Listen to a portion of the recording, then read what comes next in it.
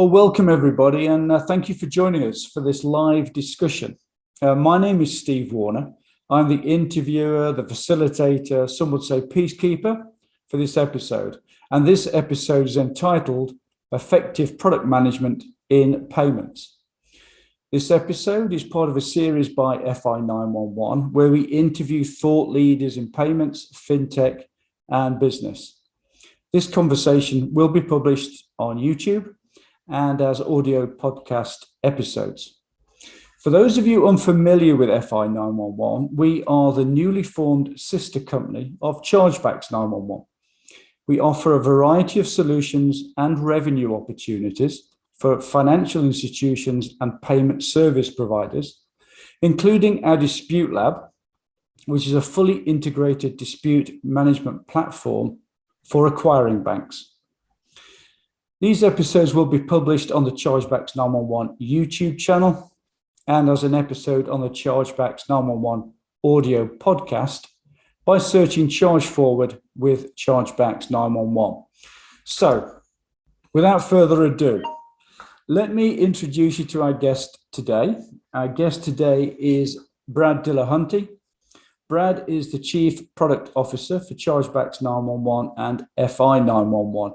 So, Brad, first of all, welcome to our little Fi911 podcast event. Thank you, Steve. Really appreciate it. It's a pleasure having you on. For the benefit of our viewers and listeners, it'd be great if you can just tell us a little bit about yourself, what your background is, how you got into product development, and what you were doing before Chargebacks 911 and Fi911. Great. Yeah. So my name is Brad Dillahunty. Thank you, Steve. I actually have been in the industry, in the payment industry for probably about 12 to 14 years, give or take a few. I actually started my career early on in the agricultural environment under Monsanto's label before Monsanto was acquired by many different pharmaceutical companies such as like Pfizer and Pharmacia and so forth. And then IBM came in and did the outsourcing agreement with Monsanto, and I was actually basically transferred over to IBM as part of the agreement process, as part of their tech world. And then, over the years, my job changed at IBM from architectural design to product development to, moving into transition transformation services, mergers and acquisitions, and really kind of focusing on like the fintech world and mergers and acquisitions before I left IBM, and then I went to go work at basically MasterCard. When I got hired at MasterCard, I started off in their payment systems with regards to IPS, which is now called the MPTS platform. And then subsequently after that, I moved into the dispute processing team and took over the development lead for their dispute processing platforms. And then subsequently was involved in other things like the Ethica acquisition and coming up with the dispute platform strategies at MasterCard before coming on board at Fi911 and Chargebacks 911. That's great. Great experience in the chargeback sector or the dispute sector. That's wonderful. Yeah. And obviously great knowledge in the product development side as well. So let's use that knowledge, let's use that skill set you've got, and let's dive into this title of the podcast. Absolutely. So let's go straight in. What do you feel are the key requirements for effective product developments in payments? Well, I mean, first and foremost, I think the key strategy is to understand the ecosystem and understand the marketplace. In the financial sector for years, decades, really, there's not a lot of investments for certain platforms. Specifically, if it's not broke, don't fix it. You have network schemes that, have been riding along the same rails for decades. And then you have the FIs and companies that are, using a lot of, in some terms, some of the old antiquated systems where their workhorses, they still work. They really don't want to invest in them. However, with the change of times and the change of payment schemes and new product lines and services coming in, I'm really seeing a lot of conversation taking place with our FI partners about level of investments. Where do they need to actually invest in? services like ours that come in and kind of do an assessment in the dispute platform perspectives, or even the fraud side, to say, where are they lacking, or what we need to do to bring them into the next service level going forward to years to come, right? So really, what I would say generally is that, it's time to invest. There's so much things that are happening in the ecosystem. There's many different payment schemes that are taking place in the FI space, and a lot of the older technologies that have been around for decades that are workhorses, that are still continuing to be workhorses, are going to have an enormous amount of investment into them to basically migrate over or even accept new payment schemes in the future. And how do you think financial institutions should approach that really important decision about how they invest their dollars? What should they be constantly looking internally, or other options as well? Well, one of the key things is as a product person itself, is that you look at your current product offerings and you see where the customer needs are, and then you actually build out a process to figure out, from a return on investment perspective. Let's just be honest. We're going to invest things in our company. We want to make a return on those investments. So there's key features of product development and strategy that you need to apply. The first thing is, where are you going as an organization? What is your funding source, or how much money do you have available to fund certain activities? Are you looking for investment opportunities? Are you looking for an acquisitional aspect to actually figure out how to grow your footprint into certain different payment types? And as a good product manager and a good, like a chief strategy officer as well, is when you're looking at all those activities, then you actually kind of figure out, okay, are we really doing the right thing? So I'll take an example for like the dispute processing platforms that are typically within the schemes. There are new rules and regulations that happen every single year. As a product person, you have to evaluate, those types of changes and figuring out if your current system is actually going to be able to accommodate the existing rules and regulations that are coming in. Outside of that, then you would actually also look to figure out, okay, are there any government related regulations that are in place that are really going to tie into new solutions as well?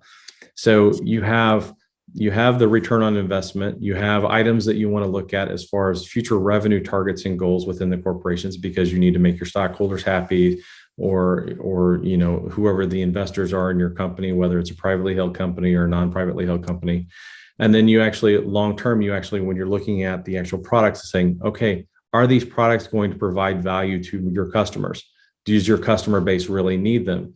Reach out to your customers, figure out, okay, what are their current needs? Where are their current struggles? And then you can determine from a product line perspective where your next avenue will be to basically drive out change and actually help your customers in the long run. Okay, reaching out to customers is a brave move, but I think I get what you're saying there, and it's probably something that a lot of companies don't do. Just thinking about internal and external resources that you can use when you're looking at product development. What's your experience of companies using external providers, for instance, to help in this journey? I do sense a lot of companies perhaps like to own the end-to-end solution themselves, but that may not always be the most efficient and effective way of doing it. So what sort of advice would you give in that respect? Well, it comes down to the types of models that you want to run within your company, right? I remember back in the day when I was actually at Monsanto, in Monsanto at the time, they carried a lot of external vendors that basically provided services, whether it was staff augmentation or whether it was pure development or even new product lines and services where they're outsourcing to, full-blown solutions. Do you as a company want to take a risk and actually do the development yourself, own the intellectual property, and then build out services and then maintain that long term? Really, I think that's it, depending on what your solutions are and who your key market is, you have to make a determination on, do we actually acquire a company or actually buy services or actually, do joint ventures with certain companies to actually bring that in-house? Or do you actually do all the development yourself, own your intellectual property, patent the information, and then look for longer term strategies to actually gain additional revenue opportunities off of that intellectual property and continue to invest in that over time? There's no magic wand or ball to actually say, hey, this is what you need to do. What I would actually look at first piece is the economics behind everything. Is it economically feasible for you to jump in and start building things yourself? Are you going to recover the cost of the development and actually have a longer term strategy to build up your business in order to make that return on investment? And then look at the overall opportunity cost, right? So opportunity cost is headcount, it's software, it's hardware, it's licensing fees. There's many different things that you're actually paying into. And if your bottom line at the end of the day is not in the green, then you actually have to determine if this is the right place to go. And then the biggest piece that I see that is a struggle from a product team and a product management aspect is, what price point do you come in, right? So as you are looking at the industry, make sure you're doing your homework. You actually have to go out and do analysis on, if this is a brand new product, nobody's never done this before, where do you set the price point at? And then you have to say, okay, is this really equitable? Understanding your market, doing the research, really kind of setting that price point so that your return on investment really plays into a lot of where you're going. But the biggest piece is understanding your market and where you're at. I mean, that's the key, because if you could develop a great product line, take it to market, and it never goes anywhere because, first of all, it's either for a niche or your market value is not very high based off of what the usage is going to be. Yeah, that's a good point. And particularly in payments, I think, where there is, to my mind, constant change. Absolutely. Things are changing all the time. And there are a myriad of new players in this ecosystem now, all doing niche businesses, from what I can see, and introducing new ways of interacting, making payments, and so on. So the whole world of payments is evolving dramatically. And I think one of the challenges that a lot of businesses have is trying to decide what their core activity is. Mm-hmm. And focusing on that and not allowing themselves to be distracted by something their clients might want, but that it might not be core to their own offering. So there are always opportunities to partner with external partners to provide that service without distracting the business from its core activities. Would you agree with that? Is that something that companies should be aware of and be prepared to do if partnering is, in the long term, a better solution than trying to do it all in-house? You know what, Steve? I think that is a great question, and I'll kind of break this down in a couple of parts. So the first piece is do you partner with either third parties or other parties to actually basically provide that solution going forward, right? The biggest thing that we have in this ecosystem, especially in the FI world, is subject matter experts, right? So that subject matter expertise is really going to help facilitate and basically grow your line of business with your products. So if you can drive out a product, say in the instance of like dispute processing, like what we do with regards to either a dispute lab product or other activities with the acquirer and the merchants, and even on the issuing lens, right? You have, in this ecosystem, you have many different platforms that can do the same thing. However, when it comes down to it, you only have a small niche of subject matter experts that really truly understand the ecosystem and that understand how the world of chargebacks works, how the actual, what the win rates are, or whatever, or what I would like to call, where you're moving yourself from a disadvantage to an advantage in the space of a chargeback scenario, because the rules and regulations are very complex. Platforms and applications can actually help and provide assistance and actually say, here's what we can do to automate these things. However, when it comes down to it, the people that are actually doing it and the expertise behind it are always constantly evaluating the network rules and regulations. They actually are looking at new legislation that's happening in each region. And really, the cost of all this line of business is going up. Is it really feasible for you as a company to basically build your own shop for, say, dispute processing platform as this example, and then retrain or train all these people and finding the right expertise to do this, when you could actually go to other people like ourselves that actually say, hey, we have the expertise. We've got, many years of expertise on how to do this. We can help guide you. We can actually do the work for you, or we can provide new product lines and services that actually help assist this.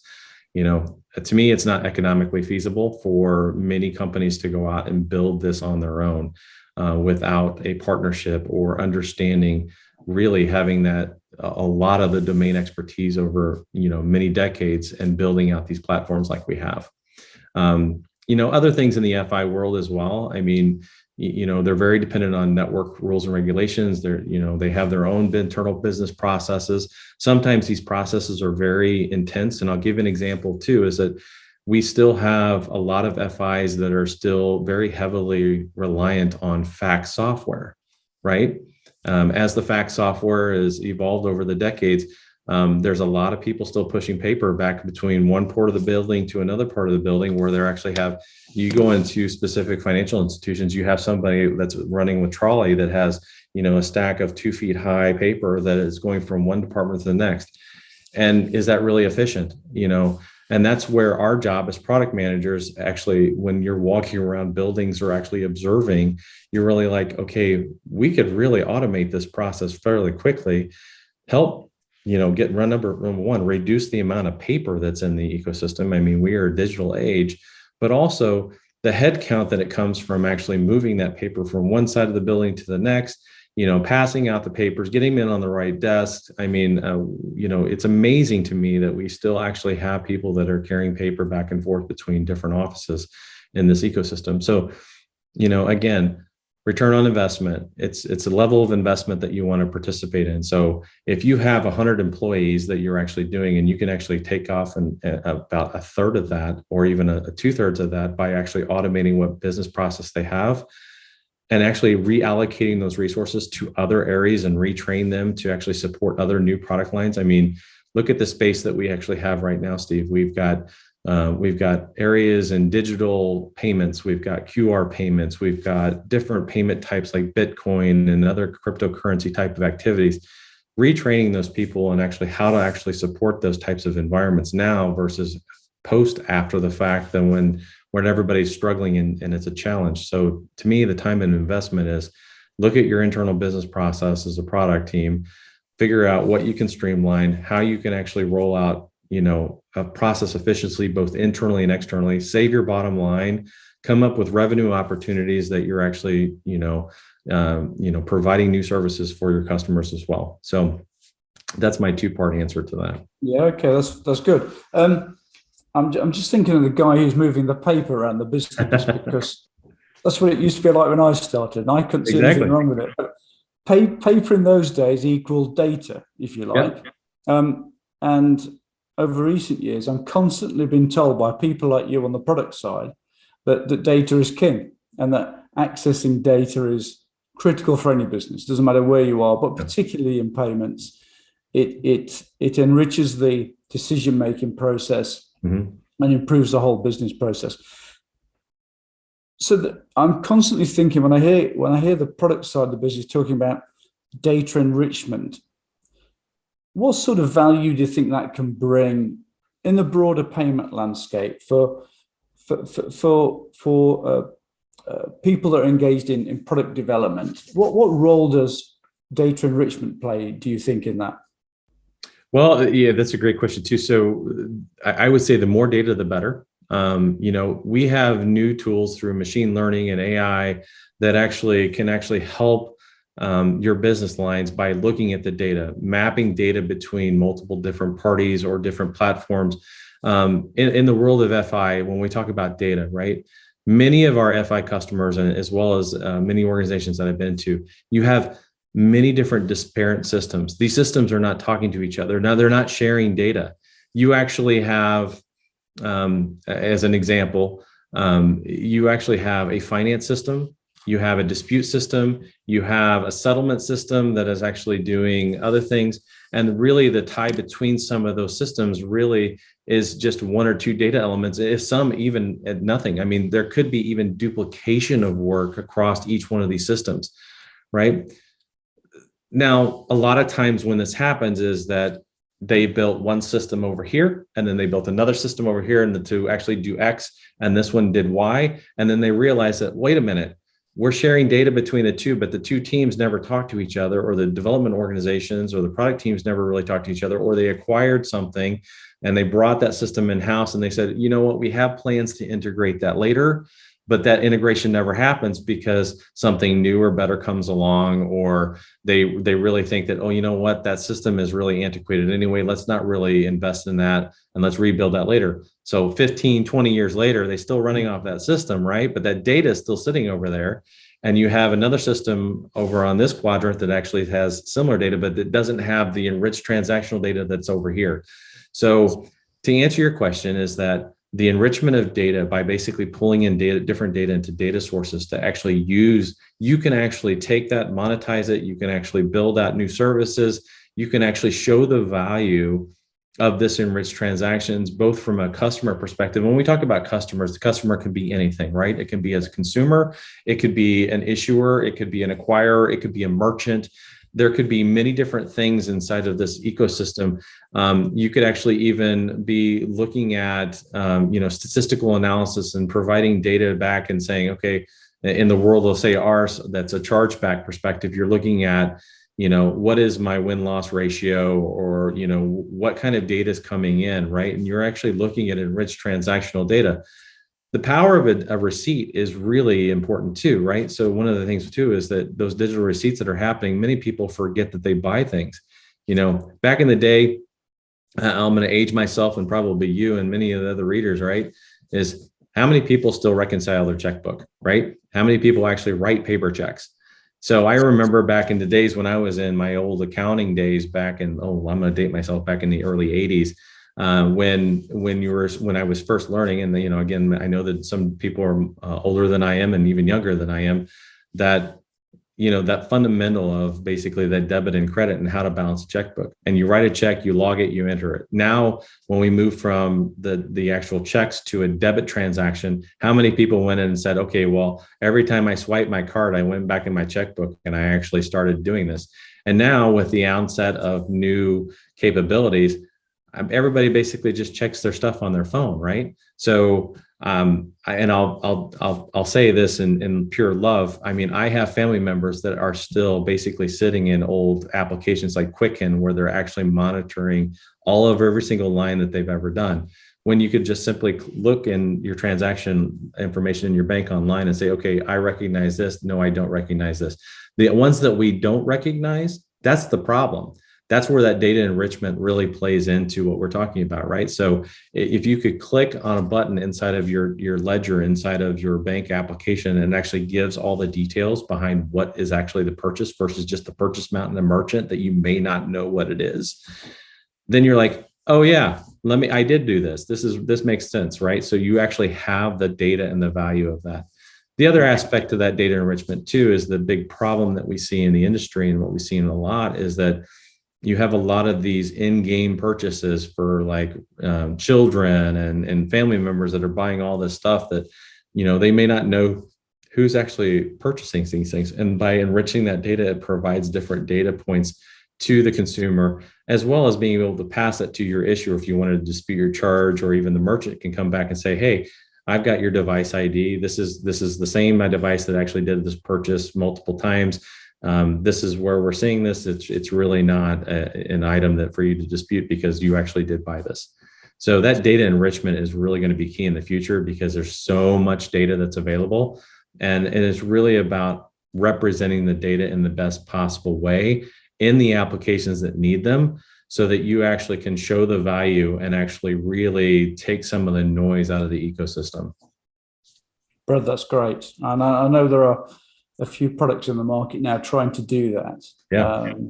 I think they've got some way to go, but it's a great start that the schemes have introduced into the ecosystem in recent months.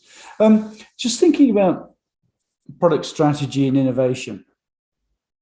As we've said earlier, that the way this payments ecosystem is changing is quite unbelievable, really.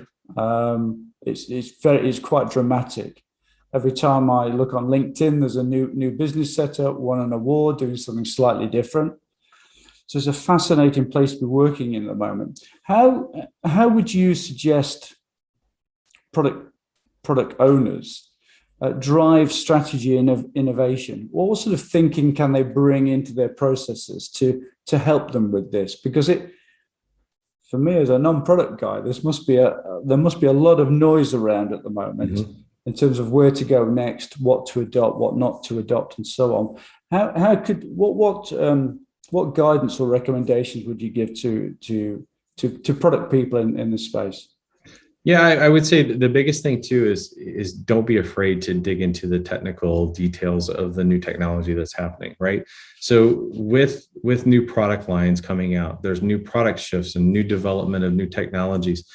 Product owners themselves, or product managers, or even strategy guys like myself, if you don't actually have some of the technical know-how and technical knowledge, or actually have a team of people that can help articulate that to you, and where you're listening and understanding where you need to go, that's really going to be a big challenge for product managers in the future. Is that everything is tied to technology, everything is tied to new technology advancements. Whether you're back in the day of running COBOL systems where you're like, oh yeah, this is great, versus new systems that are using microservices.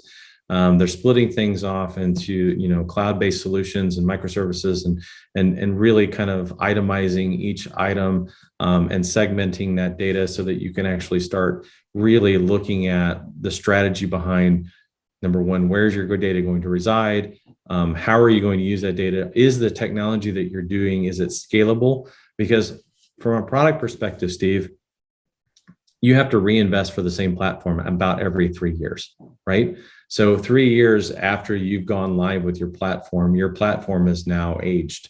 It is time for reinvestment. It is time for, not only reinvestment, but also modifications to the code, or even moving forward. So part of your longer term vision is actually saying, okay, how do you get the longest life out of an existing product based off the current architecture and design, working with your technical partners and your technologist team to ensure that you are getting the most return on investment off of what you're doing. Because if you're building an application now off a technology that's like 2 or 3 years old, you're already behind. You need to actually start looking at things in the future, saying, okay, what new technologies are available? How can we actually, capitalize on those new technologies where it makes sense from an investment perspective, and then it doesn't become technical debt within 5 months of you actually getting it.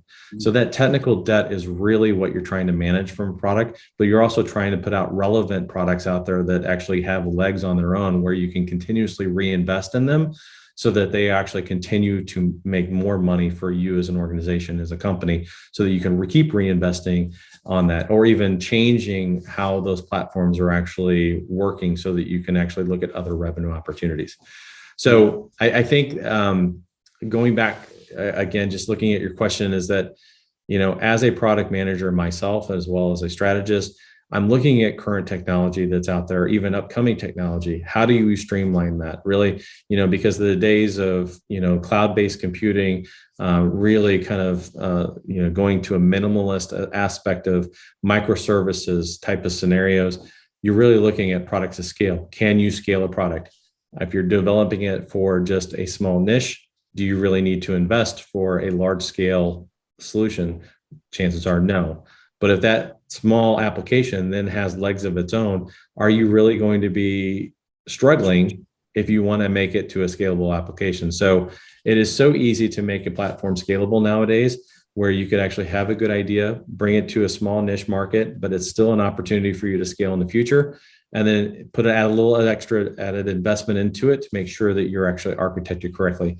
And the biggest piece too is make sure that when you are driving out technology, the technology teams that you have are critical to the success of the business, right? Because you could go live tomorrow with an amazing platform, but have so much technical debt because you actually rushed to get it out there, that you're actually still have 6 months to 2 years later, you're actually redoing the code just to make it continue to have legs on its own. And so you went live with a lot of technical debt. Not saying that ever happens all the time, but I'm just saying that, many times in the tech world, we actually try to get to the minimal viable product out going into market and then adding into that along the way. So it can actually kind of recoup the investments of what you're actually participating or putting out there, right? So it's a great question. I think I'm going to try and get technical debt into my next email. I think that's that's technical quite debt. Technical debt is it's a horrible thing. I mean, anybody who's in our space knows that the last thing you want in your platform is technical debt. That technical debt is just from definition perspective, so everybody understands is defects. Typically you have different severity defects. You have a Sev 1, Sev 2, Sev 3. Sev 1s is the most critical. Sev 2s are the ones that you are not as critical, but they are actually business impacting. And then Sev 3s are, there's typically a workaround or it's a low hanging fruit or something that you really don't need to worry about because it's not impacting the performance or any kind of aspect around the platform. Yeah. Understanding where your technical debt is, not only from a defect perspective, but also infrastructure, hardware. You're looking at, licenses, as well as any other aspect of that's causing time away from your developers to focus on the real new product lines that you want out there. So look at technical debt as saying anything that's taking away your capacity to drive out new product strategies, new products in the marketplace that actually brings in new revenue. That is what you want to stay away from completely.